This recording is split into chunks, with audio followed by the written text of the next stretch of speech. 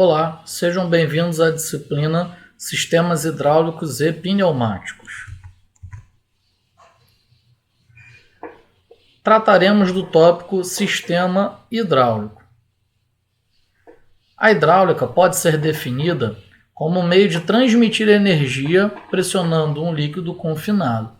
Como podemos verificar na figura apresentada, considera-se sistema hidráulico o sistema que gera, controla e aplica a potência hidráulica.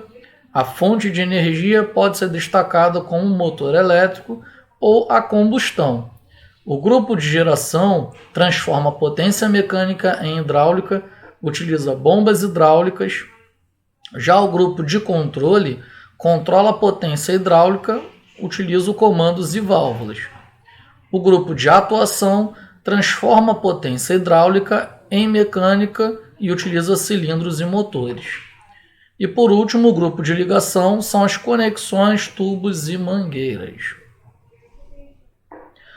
As bombas convertem a energia mecânica em energia hidráulica. A ação mecânica cria um vácuo parcial na entrada da bomba que permite que a pressão atmosférica force o fluido do tanque através da linha de sucção a penetrar na bomba. A simbologia para as bombas hidráulicas, com o sentido de escoamento, deslocamento fixo em conformidade com a nossa norma nacional ABNT-NBR 8896, em concordância com a norma internacional de maior relevância, que é a ISO 1219.1, parte 1.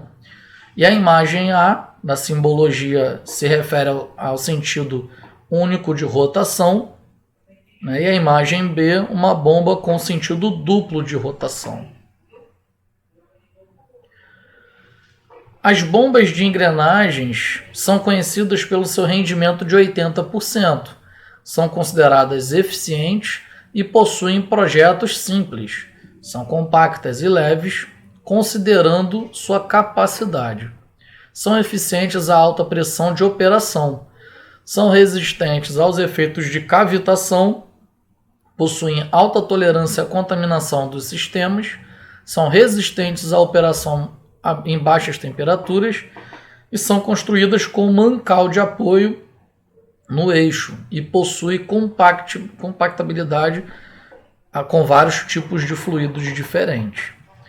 Então a ideia é que, ao girar a engrenagem, faça a compressão do fluido líquido proporcionado em volta das paredes. Então, bem na entrada ali, ela gera uma criação de vácuo do óleo, e vai pressurizando entre as paredes até a saída. As bombas de palhetas possuem seu rendimento um pouco melhor, na ordem de 85%. Possui baixo nível de ruído em funcionamento. Fornece uma vazão mais uniforme de óleo, minimizando as oscilações nas linhas dos sistemas hidráulicos.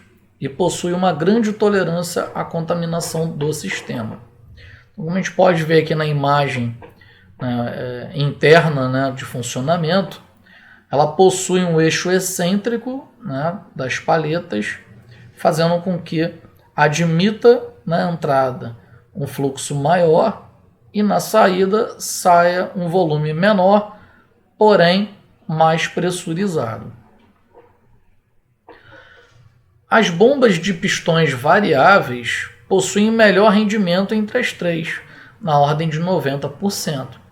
Possui baixo nível de ruído em funcionamento, compensação de pressão e compensação remota de pressão, sensoriamento de carga e baixa pressão de alívio. E por que é considerado bomba de pistões variáveis? Porque a inclinação da sapata do pistão ela ocorre fazendo exatamente a variação do prolongamento desses pistões. Então faz uma espécie de inclinação. E quanto maior a inclinação, maior a pressão que elas geram. As falhas mais consideradas em bombas hidráulicas são a cavitação e a aeração. A imagem da direita apresenta a cavitação, que é a evaporação do óleo a baixa pressão na linha de sucção, ela interfere na lubrificação e destrói a superfície dos metais. Já a imagem da esquerda, né, é a aeração, né, ou seja, quando a entrada de ar no sistema através da sucção da bomba. Se ocorrer de a bomba arrastar fluido com ar retido em formas de bolhas, as bolhas de ar terão mais ou menos o mesmo efeito da cavitação sobre a bomba.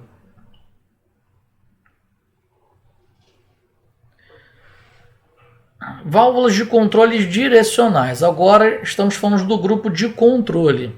Tanto na pneumática quanto na hidráulica, as válvulas seguem basicamente as mesmas orientações e especificações de simbologia e funcionamentos básicos. Vamos apenas relembrar, né, alguns aspectos dos conceitos previstos na nossa norma nacional, a BNT-NBR 8896, que concorda com a norma internacional de maior relevância, que é a ISO 1219-1, destacando o que há de diferente, que é o tipo de centro. As válvulas hidráulicas trabalham com centros diferentes: centro aberto, centro fechado, centro tândem, centro aberto negativo são alguns dos principais centros utilizados nas válvulas direcionais. Vale enfatizar que centro aberto negativo é muito utilizado quando as válvulas operam sobre carga. Por exemplo, tem que trabalhar içando um container. Então, é muito utilizado esse tipo de válvula para você tirar dessa válvula a obrigação de sustentar a carga. A forma de identificar é igual à forma da pneumática que nós vimos nas aulas anteriores.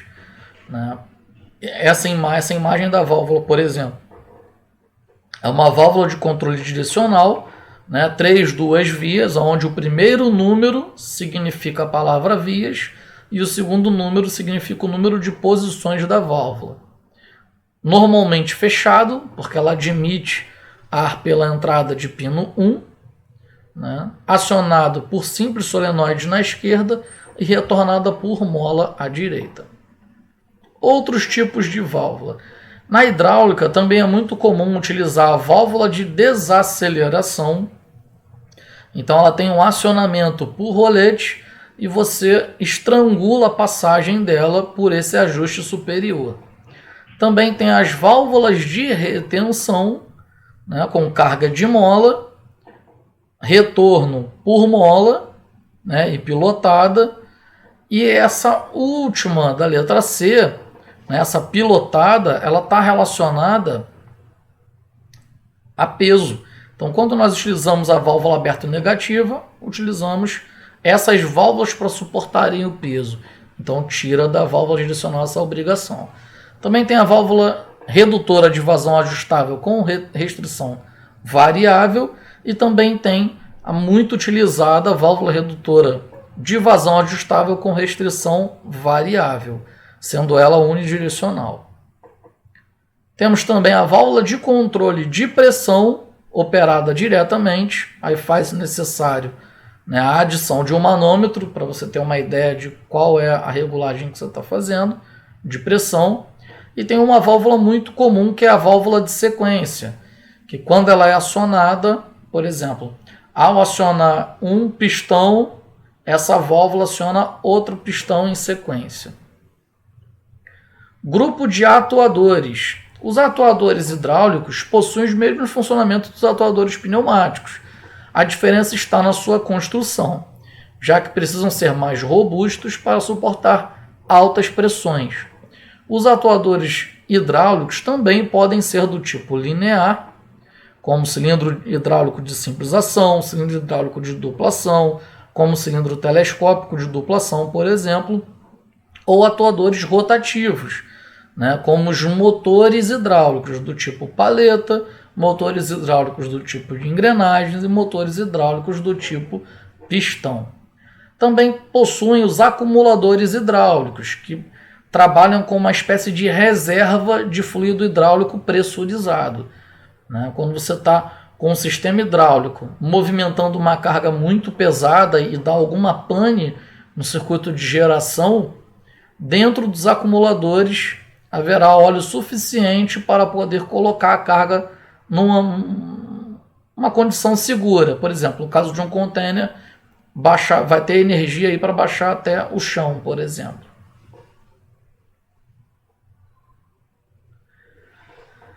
Basicamente, todas as mangueiras consistem de 3 partes construtivas: o tubo interno, também conhecido como a alma da mangueira, o reforço, que é uma espécie de malha, né, para estruturar para altas pressões, ou carcaça, e a cobertura, também chamada de capa.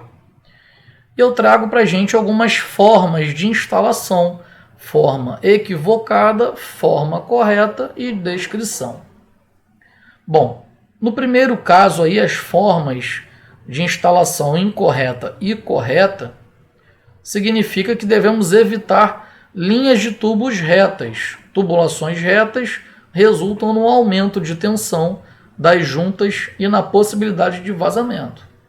O segundo caso destaca a forma incorreta e a forma correta, evidenciando, né, que devemos evitar a queda de pressão excessiva, reduzindo o ângulo de curva do tubo, onde uma curvatura de 90 graus causa mais queda de pressão que 2 curvas de 45. Na sequência, a forma incorreta e a forma correta, destacando que devemos evitar obstáculos em áreas que requerem serviços regulares, considerando espaços que permitam a utilização de ferramentas como uma chave de boca, uma chave de grifo, por exemplo. A seguir, né, destacando uma forma equivocada e uma forma correta de instalação, onde, né, evidencia que temos que ter uma instalação de aparência mais limpa, livre de obstáculos que dificultem reparos e manutenções nos tubos. Quando montadas de forma adequada, diversas linhas de tubos podem utilizar abraçadeiras múltiplas. Então, instalando em tubulações de formas paralelas facilita esse tipo de questão. E por último, forma equivocada e forma de instalação correta, né, apresentando para a gente que nós temos que permitir a expansão e contração das linhas de tubos, utilizando uma curva em U, evitando abraçadeiras muito próximas à curva dos tubos, né, para que o equipamento, a tubulação, possa ter uma flexibilidade. A imagem do meio, né, a forma equivocada e a forma correta, apresenta uma curva em S, como uma compensação dos movimentos resultantes de cargas geradas pelo sistema. Então, dá para ocorrer uma flutuação mais interessante sem danificar os conectores e as junções. E as últimas imagens, de forma equivocada e de forma correta, é que ângulos e comprimentos incorretos resultam no desalinhamento e na possibilidade de vazamento. Chegamos ao final do